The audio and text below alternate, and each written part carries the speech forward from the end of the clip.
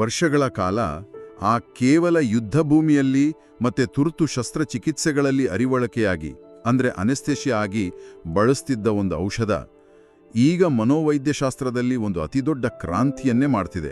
ಹೌದು, ಖಂಡಿತ. ಇದು ನಿಜಕ್ಕೂ ಒಂದು ದೊಡ್ಡ ಬದಲಾವಣೆ ಅಂತಾನೆ ಹೇಳಬಹುದು. ಅಂದ್ರೆ ಈಗ ನೋಡಿ, ಒಬ್ಬ ವ್ಯಕ್ತಿ ಬಿದ್ದು ಅವನ ಕೈ ಮೂಳೆ ಮುರಿದ್ರೆ ನಾವು ಆಸ್ಪತ್ರೆಗೆ ಹೋಗಿ ಎಕ್ಸ್ರೇ ತೆಗೆಸ್ತೀವಲ್ವಾ? ಹೌದು. ಆ ಕಪ್ಪು ಪರದೆ ಮೇಲೆ ಆ ಬಿಳಿಯ ಗೆರೆ ಸ್ಪಷ್ಟವಾಗಿ ಕಾಣುತ್ತೆ, ಮತ್ತೆ ವೈದ್ಯರು ಕೂಡ ಇಲ್ಲಿದೆ ಸಮಸ್ಯೆ ಅಂತ ಬೆರಳಿಟ್ಟು ತೋರಿಸ್ತಾರೆ. ಅದು ತುಂಬಾ ಸಿಂಪಲ್. ಆದ್ರೆ ಈ ಒಡೆದ ಮನಸ್ಸನ್ನ ಸೇರಿಸೋದು ಹೇಗೆ? ಎಕ್ಸಾಕ್ಟ್ಲಿ. ಅಲ್ಲಿ ಕಣ್ಣಿಗೆ ಕಾಣುವಂಥದ್ದೇನೂ ಇರಲ್ಲ. ರೈಟ್. ತೀವ್ರವಾದ ಮಾನಸಿಕ ಆಘಾತಗಳು ಮತ್ತೆ ಖಿನ್ನತೆಯ ಜಗತ್ತಿಗೆ ನಾವು ಕಾಲಿಟ್ಟಾಗ ಆ ಎಕ್ಸ್ರೇ ಯಂತ್ರ ಇದ್ದಕ್ಕಿದ್ದಂತೆ ಕೆಲಸ ಮಾಡೋದನ್ನ ನಿಲ್ಲಿಸ್ಬಿಡುತ್ತೆ. ಅಂದ್ರೆ ಸಮಸ್ಯೆ ಎಲ್ಲಿದೆ, ಆ ರೋಗಿಯ ಮನಸ್ಸಿನಲ್ಲಿ ನಿಖರವಾಗಿ ಏನಾಗ್ತಿದೆ ಅನ್ನೋದು ಕಣ್ಣಿಗೆ ಕಾಣಲ್ಲ. ನಾವೆಲ್ಲೋ ಕತ್ತಲಲ್ಲಿ ತಡಕಾಡ್ತಾ ಇದೆ ಅನ್ಸುತ್ತೆ. ಹೌದು, ಇದನ್ನೇ ನಾವು ವೈದ್ಯಕೀಯ ಭಾಷೆಯಲ್ಲಿ ಆ ರೋಗ ನಿರ್ಧಾರಣಾದ ಮಂಜುಗಡ್ಡೆ ಅಥವಾ ಡಯಾಗ್ನೋಸ್ಟಿಕ್ ಫಾಗ್ ಅಂತ ಕರಿತೀವಿ. ಓಹೋ. ಸೊ ಇಂದು ನಾವು ಆಳವಾಗಿ ವಿಶ್ಲೇಷಿಸ್ತಿರೋದು ಇದನ್ನೇ. ಆ ಕತ್ತಲೆಯಲ್ಲಿ ಮೂಡಿನುವ ಒಂದು ಹೊಸ ಭರವಸೆಯ ಬೆಳಕು. ದಶಕಗಳ ಕಾಲ ಕೇವಲ ಅನಸ್ಥೀಷಿಯಾ ಆಗಿ ಕೆಲಸ ಮಾಡ್ತಿದ್ದ ಕೆಟಮಿನ್ ಅನ್ನೋ ಔಷಧ ಈಗ ಮಾನಸಿಕ ಆರೋಗ್ಯದ ಚಿತ್ರಣವನ್ನ ಹೇಗೆ ಬದಲಾಯಿಸ್ತಿದೆ ಅನ್ನೋದನ್ನ ಬಿಡಿಸಿ ನೋಡೋಣ ಬನ್ನಿ. ಖಂಡಿತ. ಈ ಮಾನಸಿಕ ಆರೋಗ್ಯದ ರೋಗ ನಿರ್ಣಯ ಮತ್ತೆ ಚಿಕಿತ್ಸೆ ಇದೆಯಲ್ಲ, ಇದು ನಿಜವಾಗ್ಲೂ ಅತ್ಯಂತ ಸಂಕೀರ್ಣವಾದ ವಿಷಯ. ಅದೇ ಇಲ್ಲಿ ಸಾಂಪ್ರದಾಯಿಕ ಔಷಧಿಗಳು ಕೆಲಸ ಮಾಡದೇ ಇದ್ದಾಗ ಉಂಟಾಗೋ ಹತಾಶೆ ಇದೆಯಲ್ಲ, ಅದು ಬಹಳ ದೊಡ್ಡದು. ಸೊ ಇಂದಿನ ಈ ಚರ್ಚೆಯ ಮೂಲ ಉದ್ದೇಶ ಕೇವಲ ಕೆಟಮಿನ್ ಥೆರಪಿ ಅಂದ್ರೆ ಏನು ಅಂತ ತಿಳಿಯೋದಷ್ಟೇ ಅಲ್ಲ. ಅದು ಆ ಮಿದುಳಿನ ಒಳಗೆ ನಿಖರವಾಗಿ ಹೇಗೆ ಕೆಲಸ ಮಾಡುತ್ತೆ, ಮತ್ತೆ ಸಮಾಜದಲ್ಲಿ ಇದರ ಬಗ್ಗೆ ಬೇರೂರಿರುವ ತಪ್ಪು ಕಲ್ಪನೆಗಳ ಹಿಂದಿನ ವಾಸ್ತವ ಏನು ಅನ್ನೋದನ್ನ ನಾವು ವೈಜ್ಞಾನಿಕವಾಗಿ ಅರ್ಥ ಮಾಡ್ಕೋಬೇಕು. ಖಂಡಿತ. ಅಂದ್ರೆ ತೀವ್ರವಾದ ಮಾನಸಿಕ ಸಂಕಟದಲ್ಲಿ ಇರೋರಿಗೆ ಈ ಸಾಂಪ್ರದಾಯಿಕ ಚಿಕಿತ್ಸೆಗಳು ಕೈಕೊಟ್ಟಾಗ ವಿಜ್ಞಾನ ಹೇಗೆ ಹೊಸ ದಾರಿಯನ್ನ ರೂಪಿಸಿದೆ ಅನ್ನೋದು ಇಲ್ಲಿ ಬಹಳ ಮುಖ್ಯ. ಹೌದು. ಹಾಗಾದ್ರೆ ನಾವು ಕಥೆಯ ಬೇರಿಗೆ ಹೋಗೋಣ. ಈಗ ಕೆಟಮಿನ್ ಅಂದ ಕೂಡಲೇ ನಮಗೆ ಆಪರೇಷನ್ ಥಿಯೇಟರ್ ಅಥವಾ ಆ ಸರ್ಜರಿ ಮತ್ತೆ ತುರ್ತು ನಿಗಾ ಕೊಠಕಗಳು ಮಾತ್ರ ನೆನಪಿಗೆ ಬರ್ತವೆ. ಸಹಜ ಅದು. ಸೊ ಈ ತುರ್ತು ಕೋಣೆಯಿಂದ ಮನೋವೈದ್ಯಶಾಸ್ತ್ರದವರೆಗೆ ಈ ಪ್ರಯಾಣ ಹೇಗೆ ಸಾಧ್ಯವಾಯಿತು? ಮತ್ತೆ ಇದು ತೀವ್ರ ಖಿನ್ನತೆ ಅಥವಾ ಬೈಪೋಲಾರ್ ಖಿನ್ನತೆ, PTSD ಅಂತಹ ವಿಪರೀತ ಆತಂಕದ ಸಮಸ್ಯೆಗಳಿಗೆ ಹೇಗೆ ಬಳಕೆಯಾಗುವಾಗ ಶುರುವಾಯಿತು? ಇದರ ಇತಿಹಾಸವೇ ಅತ್ಯಂತ ಕುತೂಹಲಕಾರಿಯಾಗಿದೆ ಗೊತ್ತಾ. 1960ರ ದಶಕದಲ್ಲಿ ಈ ಕೆಟಮಿನ್ ಅನ್ನ ಅಭಿವೃದ್ಧಿಪಡಿಸಲಾಯಿತು. ಓಹೋ, ಅಷ್ಟು ಹಿಂದೆನಾ? ಹೌದು. ವಿಶೇಷವಾಗಿ ಆ ವಿಯೆಟ್ನಾಂ ಯುದ್ಧದ ಸಮಯದಲ್ಲಿ ಗಾಯಗೊಂಡ ಸೈನಿಕರಿಗೆ ಯುದ್ಧ ಭೂಮಿಯಲ್ಲಿ ನೋವು ನಿವಾರಕವಾಗಿ ಮತ್ತೆ ಅರಿವಳಿಕೆಯಾಗಿ ಇದನ್ನ ವ್ಯಾಪಕವಾಗಿ ಬಳಸಿದ್ರು. ಯಾಕೆಂದ್ರೆ ಇದು ಉಸಿರಾಟದ ವ್ಯವಸ್ಥೆಯನ್ನ ನಿಧಾನಗೊಳಿಸ್ತಾ ಇರಲಿಲ್ಲ. ಇದು ತುರ್ತು ಪರಿಸ್ಥಿತಿಯಲ್ಲಿ ದೊಡ್ಡ ವರದಾನ ಆಗಿತ್ತು ಆಗ. ಓಕೆ, ಆದ್ರೆ ಅದು ಮಾನಸಿಕ ಆರೋಗ್ಯಕ್ಕೆ ಹೇಗೆ ಲಿಂಕ್ ಆಯಿತು? ಅಲ್ಲಿ ಆಸಕ್ತಿದಾಯಕ ವಿಷಯ ಏನಂದ್ರೆ, ತುರ್ತು ಚಿಕಿತ್ಸೆಯ ನಂತರ ಎಚ್ಚರಗೊಂಡ ರೋಗಿಗಳು ಕೇವಲ ದೈಹಿಕವಾಗಿ ಮಾತ್ರ ಅಲ್ಲ, ಮಾನಸಿಕವಾಗಿಯೂ ವಿಚಿತ್ರವಾದ ಬದಲಾವಣೆಗಳನ್ನ ತೋರಿಸ್ತಾ ಇದ್ರು. ವಿಚಿತ್ರವಾದ ಬದಲಾವಣೆ ಅಂದ್ರೆ ಅವರ ಮನಸ್ಥಿತಿ ತುಂಬಾ ಹಗುರವಾಗಿ ಇರ್ತಿತ್ತು. ಖಿನ್ನತೆ ಲಕ್ಷಣಗಳು ತಕ್ಷಣವೇ ಕಡಿಮೆ ಆದಂತೆ ಕಾಣ್ತಾ ಇತ್ತು. ದಶಕಗಳ ಕಾಲ ವೈದ್ಯರು ಇದನ್ನ ಗಮನಿಸ್ತಾನೆ ಬಂದ್ರು. ಆದ್ರೆ 90ರ ದಶಕದ ಕೊನೆಯಲ್ಲಿ ಮತ್ತೆ 2000ರ ದಶಕದ ಆರಂಭದಲ್ಲಿ ಮಾತ್ರ ಸಂಶೋಧಕರು ಇದರ ಬಗ್ಗೆ ಗಂಭೀರವಾದ ಅಧ್ಯಯನಗಳನ್ನ ಶುರು ಮಾಡಿದ್ರು. ತೀವ್ರ ಖಿನ್ನತೆಯಿಂದ ಬಳಲ್ತಿರೋ ಅವರಿಗೆ ತುಂಬಾ ಸಣ್ಣ ಡೋಸ್ನಲ್ಲಿ ಇದನ್ನ ನೀಡಿದಾಗ ಅದು ಮಾಂತ್ರಿಕ ಅನ್ನೋ ಹಾಗೆ ಕೆಲಸ ಮಾಡೋದನ್ನ ವಿಜ್ಞಾನಿಗಳು ಕಂಡುಕೊಂಡ್ರು. ವಾವ್, ನಮ್ಮ ಕೇಳುಗರಿಗೆ ಈಗ ಒಂದು ಆಲೋಚನೆ ಬರ್ತಾ ಇರಬಹುದು. ನಾನೀಗಾಗಲೇ 3-4 ಬೇರೆ ಬೇರೆ ಆಂಟಿಡಿಪ್ರೆಸೆಂಟ್ ಮಾತ್ರೆಗಳನ್ನ ತಗೊಂಡು ಸುಸ್ತಾಗಿದ್ದೀನಿ, ಇದು ಕೂಡ ಅಂಥದ್ದೇ ಇನ್ನೊಂದು ಫಾರ್ಮಾ ಕಂಪನಿಯ ತಂತ್ರಾಣ ಅಂತ. ಇದು ನಿಜಕ್ಕೂ ಭಿನ್ನವಾಗಿದ್ಯಾ? ಅಂದ್ರೆ ಸಾಂಪ್ರದಾಯಿಕ ಔಷಧಿಗಳು ಮಾಡಲಾಗದದ್ದನ್ನ ಇದು ಹೇಗ್ ಮಾಡುತ್ತೆ? ಹತಾಶೆ ಖಂಡಿತ ಅರ್ಥವಾಗುವಂಥದ್ದೇ. ಸಾಮಾನ್ಯವಾಗಿ ಈ ತೀವ್ರ ಖಿನ್ನತೆಯಿಂದ ಬಳಲ್ತಿರೋರಿಗೆ ಸಾಂಪ್ರದಾಯಿಕ ಆಂಟಿಡಿಪ್ರೆಸೆಂಟ್ ಔಷಧಿಗಳನ್ನೇ ನೀಡಲಾಗುತ್ತೆ ಅಲ್ವಾ? ಹೌದು. ಆದ್ರೆ ಇಲ್ಲಿರೋ ಅತಿ ದೊಡ್ಡ ಸಮಸ್ಯೆ ಏನಂದ್ರೆ, ಆ ಔಷಧಿಗಳು ರೋಗಿಯ ದೇಹ ಸೇರಿ ಪರಿಣಾಮ ಬೀರಲು ವಾರಗಳೇ ಬೇಕಾಗಬಹುದು. ಹೌದು, ತುಂಬಾ ಟೈಮ್ ತಗೊಳುತ್ತೆ. ಕೆಲವೊಮ್ಮೆ ತಿಂಗಳುಗಳು ಕಳೆದ್ರೂ ಯಾವುದೇ ಸಕಾರಾತ್ಮಕ ಬದಲಾವಣೆ ಕಾಣಿಸಲ್ಲ. ಇಂಥ ಸಂದರ್ಭವನ್ನ ನಾವು ಟ್ರೀಟ್ಮೆಂಟ್ ರೆಸಿಸ್ಟೆಂಟ್ ಡಿಪ್ರೆಷನ್ ಅಂತ ಕರಿತೀವಿ. ಅಂದ್ರೆ ಚಿಕಿತ್ಸೆಗೆ ಬಗ್ಗದ ಖಿನ್ನತೆ. ಎಕ್ಸಾಕ್ಟ್ಲಿ. ಆದ್ರೆ ಕೆಟಮಿನ್ನ ಅತಿದೊಡ್ಡ ಶಕ್ತಿ ಇರೋದೇ ಅದರ ವೇಗದಲ್ಲಿ. ಇದು ವಾರಗಳ ಕಾಲ ಕಾಯಿಸಲ್ಲ, ಬದಲಿಗೆ ಗಂಟೆಗಳಲ್ಲಿ ಅಥವಾ ಕೆಲವೇ ದಿನಗಳಲ್ಲಿ ಕೆಲಸ ಮಾಡಕ್ ಶುರು ಮಾಡುತ್ತೆ. ಆದ್ರೆ ಒಂದು ನಿಮಿಷ, ಸಾಂಪ್ರದಾಯಿಕ ಔಷಧಿಗಳು ವಾರಗಟ್ಲೆ ತಗೊಳ್ಳುವಾಗ ಇದು ಮಾತ್ರ ಗಂಟೆಗಳಲ್ಲಿ ಕೆಲಸ ಮಾಡಕ್ಕೆ ಹೇಗೆ ಸಾಧ್ಯ? ಅಂದ್ರೆ ಮೆದುಳಿನ ಒಳಗೆ ಇದು ಬೇರೆ ಯಾವುದಾದ್ರೂ ದಾರಿಯನ್ನ ಹಿಡಿಯುತ್ತಾ? ನಿಖರವಾಗಿ ಇದು ಸಂಪೂರ್ಣವಾಗಿ ಬೇರೆ ದಾರಿಯಲ್ಲೇ ಸಾಗುತ್ತೆ. ಇಲ್ಲಿ ನಾವು ಮೆದುಳಿನ ರಸಾಯನಶಾಸ್ತ್ರವನ್ನ ಸ್ವಲ್ಪ ಆಳವಾಗಿ ಅರ್ಥ ಮಾಡ್ಕೋಬೇಕು. ಖಂಡಿತ ಹೇಳಿ. ಆ ಸಾಂಪ್ರದಾಯಿಕ ಆಂಟಿಡಿಪ್ರೆಸೆಂಟ್ ಔಷಧಿಗಳು ಸಾಮಾನ್ಯವಾಗಿ ಮೆದುಳಿನ ಸಿರೋಟೋನಿನ್ ಅಥವಾ ನಾರ್ ಎಪಿನೆಫ್ರಿನ್ ವ್ಯವಸ್ಥೆಯ ಮೇಲೆ ಕೆಲಸ ಮಾಡ್ತವೆ. ಸಿರೋಟೋನಿನ್ ಅನ್ನೋದು ಒಂದು ರೀತಿಯಲ್ಲಿ ನಿಧಾನಗತಿಯ ಮೂಡ್ ಮ್ಯಾನೇಜರ್ ಇದ್ದ ಹಾಗೆ, ಅದು ಇಡೀ ವ್ಯವಸ್ಥೆಯನ್ನ ಸರಿಪಡಿಸಲು ಬಹಳ ಸಮಯ ತಗೊಳ್ಳುತ್ತೆ. ಓಕೆ. ಆದ್ರೆ ಕೆಟಮಿನ್ ಆ ಮಿದುಳಿನ ಗ್ಲುಟಮೇಟ್ ವ್ಯವಸ್ಥೆಯ ಮೇಲೆ ಮತ್ತೆ ವಿಶೇಷವಾಗಿ NMDA ಅಂದ್ರೆ NMDA ರಿಸೆಪ್ಟರ್ಗಳ ಮೇಲೆ ಕಾರ್ಯನಿರ್ವಹಿಸುತ್ತೆ. ಈ ಗ್ಲುಟಮೇಟ್ ಅಂದ್ರೆ ಏನು ನಿಖರವಾಗಿ? ಗ್ಲುಟಮೇಟ್ ಎನ್ನುವುದು ಮಿದುಳಿನ ಅತ್ಯಂತ ಪ್ರಬಲವಾದ ಮತ್ತು ಹೇರಳವಾಗಿರುವ ರಾಸಾಯನಿಕ ಸಂದೇಶ ವಾಹಕ. ಅಂದ್ರೆ ಮಿದುಳಿನ ಕಚ್ಚಾ ವಿದ್ಯುತ್ ಶಕ್ತಿ ಇದ್ದ ಹಾಗೆ. ಓಹೋ. ತೀವ್ರವಾದ ಖಿನ್ನತೆಯಿಂದಾಗಿ ಮಿದುಳಿನ ಕೆಲವು ಭಾಗಗಳಲ್ಲಿ ನರಗಳ ನಡುವಿನ ಸಂಪರ್ಕ ಕಡಿದು ಹೋಗಿರುತ್ತೆ. NMDA ರಿಸೆಪ್ಟರ್ಗಳು ಮುಚ್ಚಿದ ಗೇಟ್ಗಳ ತರ ಆಗ್ಬಿಟ್ಟಿರ್ತವೆ. ಕೆಟಮಿನ್ ನೇರವಾಗಿ ಆ ಗೇಟ್ಗಳನ್ನ ತೆರೆಯುವ ಮೂಲಕ ಗ್ಲುಟಮೇಟ್ ಹರಿಯುವನ್ನ ಹೆಚ್ಚಿಸುತ್ತೆ. ಇದನ್ನ ಕೇಳ್ತಾ ಇದ್ರೆ ನನಗೊಂದು ಚಿತ್ರಣ ಕಣ್ಮುಂದೆ ಬರ್ತಿದೆ. ಅಂದ್ರೆ ಸಾಂಪ್ರದಾಯಿಕ ಔಷಧಿಗಳು ಹಳೆಯ ರಸ್ತೆಯಲ್ಲಿರೋ ಗುಂಡಿಗಳನ್ನು ಮುಚ್ಚೋಕೆ ನಿಧಾನವಾಗಿ ಪ್ರಯತ್ನ ಪಡೋ ಕಾರ್ಮಿಕರ ತಂಡದ ತರ ಇದ್ರೆ, ಹೌದು, ಈ ಕೆಟಮಿನ್ ಆ ಹಳೆಯ ರಸ್ತೆಯನ್ನೇ ಬಿಟ್ಟು ಮಿದುಳಿನಲ್ಲಿ ಸಂಪೂರ್ಣವಾಗಿ ಒಂದು ಹೊಸ ಬೈಪಾಸ್ ರಸ್ತೆಯನ್ನೇ ಕೆಲವೇ ಗಂಟೆಗಳಲ್ಲಿ ನಿರ್ಮಿಸಿದ ಹಾಗೆ ಭಾಸವಾಗ್ತಿದೆ. ಹೌದು. ಅಂದ್ರೆ ಆ ಹಳೆಯ ಖಿನ್ನತೆಯಿಂದ ಕೂಡಿದ ಆಲೋಚನೆಗಳ ಟ್ರಾಫಿಕ್ ಅಲ್ಲಿಗೆ ಹೋಗದ ಹಾಗೆ ತಡೆದು ಹೊಸ ದಾರಿಯಲ್ಲಿ ವಾಹನಗಳು ಸರಾಗವಾಗಿ ಚಲಿಸುವ ಹಾಗೆ ಮಾಡುತ್ತಲ್ವಾ? ಉಪಮೆ ಮಿದುಳಿನ ಪ್ರಕ್ರಿಯೆಯನ್ನ ಅತ್ಯಂತ ಸರಳವಾಗಿ ವಿವರಿಸುತ್ತೆ. ಹೌದು, ಇದು ಹೊಸ ಬೈಪಾಸ್ ರಸ್ತೆಯನ್ನ ನಿರ್ಮಿಸದಂತೆಯೇ ಸರಿ. ಆ ಹೊಸ ನರಸಂಪರ್ಕಗಳನ್ನ ಬೆಳೆಸುವ ಪ್ರಕ್ರಿಯೆಯಲ್ಲಿ ಮಿದುಳಿನಲ್ಲಿ BDNF ಅಂದ್ರೆ ಬ್ರೈನ್ ಡಿರೈವ್ಡ್ ನ್ಯೂರೋಟ್ರಾಫಿಕ್ ಫ್ಯಾಕ್ಟರ್ ಅನ್ನೋ ಪ್ರೋಟೀನ್ನ ಪ್ರವಾಹವೇ ಸೃಷ್ಟಿಯಾಗುತ್ತೆ. BDNF. ಓಕೆ. ಹೌದು, BDNF ಎಂದ್ರೆ ಮಿದುಳಿನ ನರಗಳಿಗೆ ಹಾಕುವ ಒಂದು ರೀತಿಯ ಗೊಬ್ಬರ ಇದ್ದ ಹಾಗೆ. ಓಹೋ, ನ್ಯಾಚುರಲ್ ಫರ್ಟಿಲೈಸರ್ ತರ. ಹೌದು, ಇದು ಒಣಗಿ ಹೋದ ಗಿಡದಲ್ಲಿ ಹೊಸ ಚಿಗುರು ಮೂಡುವ ಹಾಗೆ ಆ ಹಾನಿಗೊಳಗಾದ ನರಗಳ ಸಂಪರ್ಕವನ್ನು ಮರುಸ್ಥಾಪಿಸುತ್ತೆ. ಇದನ್ನೇ ನಾವು ಮಿದುಳನ್ನ ರೀಸೆಟ್ ಮಾಡೋದು ಅಂತೀವಿ. ಒಬ್ಬ ವ್ಯಕ್ತಿ ತೀವ್ರವಾದ ಆತ್ಮಹತ್ಯೆಯ ಆಲೋಚನೆಗಳಿಂದ ನರಳುತ್ತಿರುವಾಗ, ಆ ಆಲೋಚನೆಗಳ ಲೂಪ್ನಲ್ಲಿ ಸಿಲುಕಿರುವಾಗ ಆ ಲೂಪನ್ನ ಕತ್ತರಿಸಿ ತಕ್ಷಣವೇ ಹೊಸ ದಾರಿಯನ್ನ ತೋರಿಸೋದು ಒಂದು ಜೀವ ಉಳಿಸುವ ತಂತ್ರಜ್ಞಾನ ಆಗತ್ತೆ. ಖಂಡಿತ. ಈ ಹೊಸ ನರಸಂಪರ್ಕಗಳನ್ನು ಬೆಳೆಸೋದು ಅಂದ್ರೆ ಮಿದುಳಿಗೆ ಮರುಜೀವ ನೀಡಿದ ಹಾಗೆ. ಆದ್ರೆ ಈ ಚಿಕಿತ್ಸೆಯ ಅನುಭವ ಹೇಗಿರುತ್ತೆ? ಅಂದ್ರೆ ರೋಗಿಗಳಿಗೆ ಇದನ್ನು ಹೇಗೆ ನೀಡಲಾಗುತ್ತೆ? ಇದನ್ನ ಪ್ರಮುಖವಾಗಿ IV ಇನ್ಫ್ಯೂಷನ್ ಅಂದ್ರೆ ನೇರವಾಗಿ ರಕ್ತನಾಳದ ಮೂಲಕ ನೀಡಲಾಗುತ್ತೆ. ಓಕೆ.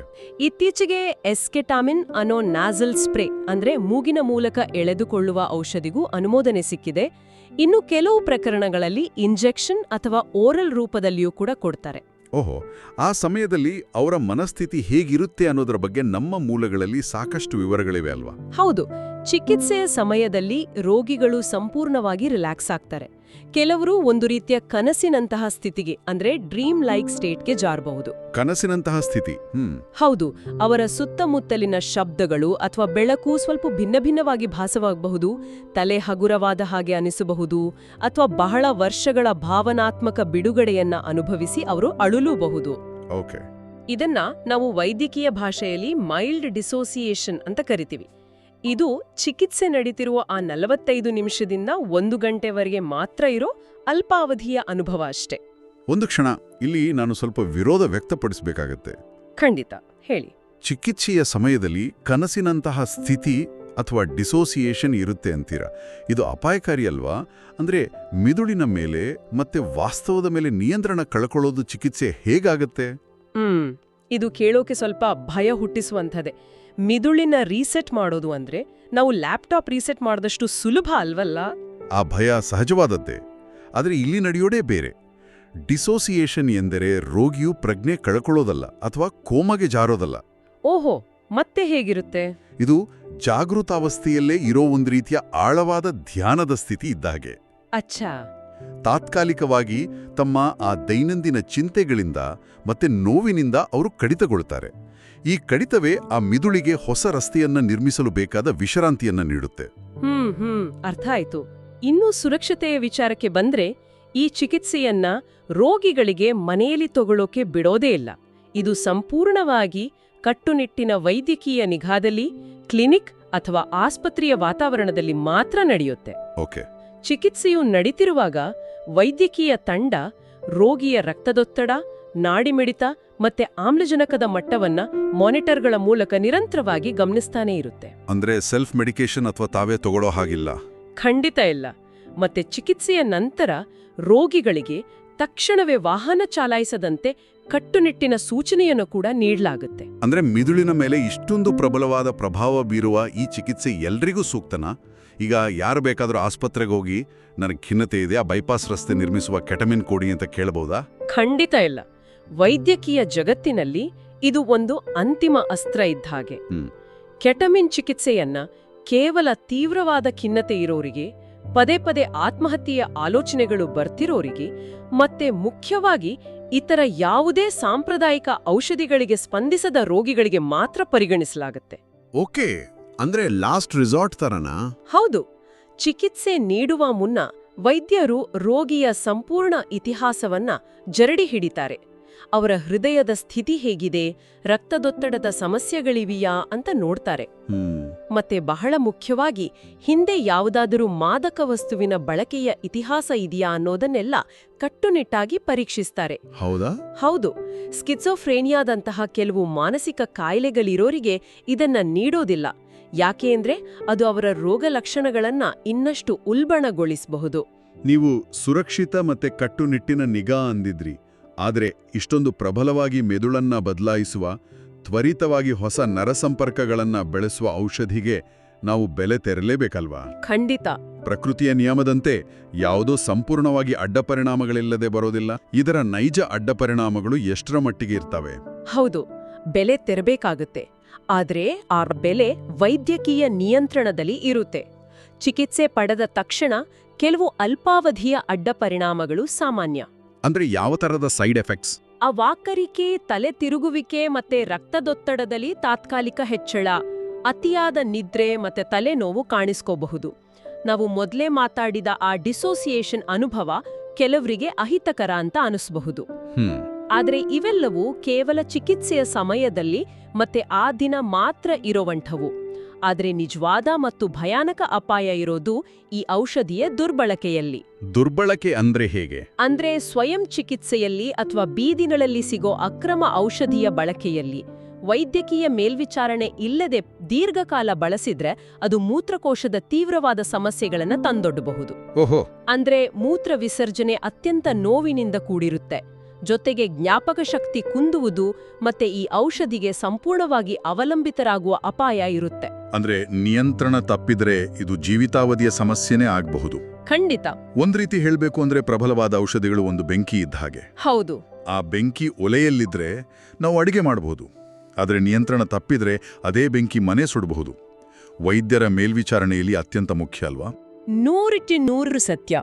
ಅದೇ ಕಾರಣಕ್ಕೆ ಈ ಪ್ರೋಟೋಕಾಲ್ಸ್ ಇರೋದು. ಸೊ ವೈದ್ಯಕೀಯ ಮೇಲ್ವಿಚಾರಣೆ ಇಲ್ಲದ ಅಪಾಯಗಳ ಬಗ್ಗೆ ಮಾತಾಡಿದಾಗ ಸಮಾಜದಲ್ಲಿ ಈ ಔಷಧಿಯ ಬಗ್ಗೆ ಸಾಕಷ್ಟು ತಪ್ಪು ಕಲ್ಪನೆಗಳು, ಕಟ್ಟುಕಥೆಗಳು ಹರಡಿವೆ ಅಂತ ಅನ್ಸುತ್ತೆ. ಹೌದು, ತುಂಬಾ ಇವೆ. ನಮ್ಮ ಮೂಲ ಪಠ್ಯದಲ್ಲಿರೋ ಕಟ್ಟುಕಥೆಗಳನ್ನ ಭೇದಿಸೋಣ ಬನ್ನಿ. ಮೊದಲನೇದಾಗಿ, ಇದೊಂದು ರೀತಿಯಲ್ಲಿ ಕೇವಲ ಪಾರ್ಟಿ ಡ್ರಗ್ ಮತ್ತೆ ಇದು ವ್ಯಸನಕ್ಕೆ ಕಾರಣವಾಗುತ್ತೆ ಅನ್ನೋ ಕುಖ್ಯಾತಿಯನ್ನ ಪಡೆದಿದೆ. ಯಾಕೆ ಈ ಕಳಂಕ? ಈ ಔಷಧಿಗೆ ಇಂಥ ಇಮೇಜ್ ಬರೋ ಕಾರಣ ಏನು? ಆ ಕಳಂಕಕ್ಕೆ ಒಂದು ಐತಿಹಾಸಿಕ ಕಾರಣ ಇದೆ. 90ರ ದಶಕದಲ್ಲಿ ಮತ್ತೆ 2000ರ ದಶಕದ ಆರಂಭದಲ್ಲಿ ರೇವ್ ಪಾರ್ಟಿಗಳಲ್ಲಿ ಮತ್ತೆ ಕ್ಲಬ್ಗಳಲ್ಲಿ ಇದನ್ನ ಕಾನೂನುಬಾಹಿರವಾಗಿ ಬಳಸೋಕೆ ಶುರು ಮಾಡಿದ್ರು. ಓಹೋ. ಬೀದಿ ಭಾಷೆಯಲ್ಲಿ ಇದನ್ನ ಸ್ಪೆಷಲ್ ಕೆ ಅಂತ ಕರಿತಿದ್ರು. ಜನರು ಆ ಡಿಸೋಸಿಯೇಷನ್ ಅಥವಾ ಆ ಭ್ರಮಾತ್ಮಕ ಅನುಭವಕ್ಕಾಗಿ ಇದನ್ನ ಅತಿಯಾದ ಡೋಸ್ನಲ್ಲಿ ತಗೊಳ್ತಾ ಇದ್ರು. ಅಚ್ಚಾ, ಅಲ್ಲಿಂದ ಶುರುವಾಯ್ತು. ಹೌದು, ಅಲ್ಲಿಂದ ಇದೊಂದು ಅಪಾಯಕಾರಿ ಪಾರ್ಟಿ ಡ್ರಗ್ ಅನ್ನೋ ಕಳಂಕ ಅಂಟುಕೊಳ್ತು. ಆದ್ರೆ ಸತ್ಯ ಏನಂದ್ರೆ, ಕಾನೂನುಬಾಹಿರವಾಗಿ ಮನೋರಂಜನೆಗಾಗಿ ಅತಿಯಾದ ಡೋಸ್ನಲ್ಲಿ ದುರ್ಬಳಕೆ ಮಾಡ್ಕೊಳ್ಳೋದು ಬೇರೆ. ರೋಗಿಯನ್ನ ನಿರಂತರವಾಗಿ ಮಾನಿಟರ್ ಮಾಡಲಾಗುತ್ತೆ ಮತ್ತೆ ಡೋಸ್ ನಿಯಂತ್ರಿತವಾಗಿರುತ್ತೆ. ಹೌದು. ಹೀಗಾಗಿ ಸರಿಯಾದ ವೈದ್ಯಕೀಯ ಪ್ರೋಟೋಕಾಲ್ ಅನುಸರಿಸಿದಾಗ ವ್ಯಸನದ ಅಪಾಯ ತೀರಾ ಕಡಿಮೆ. ನಿದ್ರೆ ಮಾತ್ರೆಗಳು ಅಥವಾ ಪೇನ್ ಕಿಲ್ಲರ್ಗಳನ್ನು ಸಹ ದುರ್ಬಳಕೆ ಮಾಡಿದ್ರೆ ಅಪಾಯನೇ ಅಲ್ವಾ? ಹಾಗೆಂದ ಮಾತ್ರಕ್ಕೆ ಅವುಗಳನ್ನ ನಾವು ವೈದ್ಯಕೀಯವಾಗಿ ಬಳಸಲ್ವಾ? ಇದು ಅಷ್ಟೇ. ಖಂಡಿತ. ಆ ವ್ಯತ್ಯಾಸವನ್ನ ಅರ್ಥ ಮಾಡ್ಕೊಳ್ಳೋದು ಬಹಳ ಮುಖ್ಯ. ಇನ್ನೊಂದು ಸಾಮಾನ್ಯ ಕಟ್ಟುಕತೆ ಇದೆ, ಮತ್ತೆ ಇದು ಕೇವಲ ಕೆಟಮಿನ್ ಬಗ್ಗೆ ಮಾತ್ರ ಅಲ್ಲ, ಒಟ್ಟಾರೆ ಮಾನಸಿಕ ಚಿಕಿತ್ಸೆಯ ಬಗ್ಗೆಯೇ ಇರೋ ಕಟ್ಟುಕತೆ. ಹೌದು, ಹೇಳಿ. ಇಂತಹ ಪ್ರಬಲ ಮಾನಸಿಕ ಚಿಕಿತ್ಸೆ ಪಡೆಯುವರು ಹುಚ್ಚರು ಅಥವಾ ಮಾನಸಿಕವಾಗಿ ಅಸ್ಥಿರರಾದವರು ಅನ್ನೋ ಹಣೆಪಟ್ಟಿ ಕಟ್ಟೋದು. ಸಮಾಜದಲ್ಲಿ ಮಾನಸಿಕ ಆರೋಗ್ಯದ ಬಗ್ಗೆ ಇಷ್ಟೊಂದು ಕಳಂಕ ಯಾಕೆ ಅಂಟ್ಕೊಂಡಿದೆ? ಒಂದು ಶಸ್ತ್ರಚಿಕಿತ್ಸೆಯ ಬಗ್ಗೆ ಜನರು ಹೀಗೆ ಯೋಚಿಸಲ್ಲ. ಆದರೆ ಕೆಟಮಿನ್ನಂತಹ ಚಿಕಿತ್ಸೆ ಅಂದ ಕೂಡಲೇ ಇದು ಮಿದುಳಿನ ರಸಾಯನಶಾಸ್ತ್ರವನ್ನೇ ಬದಲಾಯಿಸುತ್ತೆ, ಇದರಿಂದ ವ್ಯಕ್ತಿತ್ವವೇ ಬದಲಾಗುತ್ತೆ, ಅವರು ಮೊದಲಿನಂತೆ ಇರಲ್ಲ ಅನ್ನೋ ಭಯ ಕಾಡುತ್ತೆ. ಇದರಲ್ಲಿ ಎಷ್ಟು ಸತ್ಯ ಇದೆ? ಈ ಭಯ ಸಂಪೂರ್ಣವಾಗಿ ನಿರಾಧಾರ. ಮಾನಸಿಕ ಕಾಯಿಲೆಗಳನ್ನ ನಾವು ಕಣ್ಣಿಗೆ ಕಾಣುವ ಗಾಯಗಳ ಹಾಗೆ ನೋಡಕ್ಕಾಗಲ್ಲ ಅಲ್ವಾ? ಹಾಗಾಗಿ ಸಮಾಜದಲ್ಲಿ ಅನುಮಾನಗಳು ಹೆಚ್ಚು.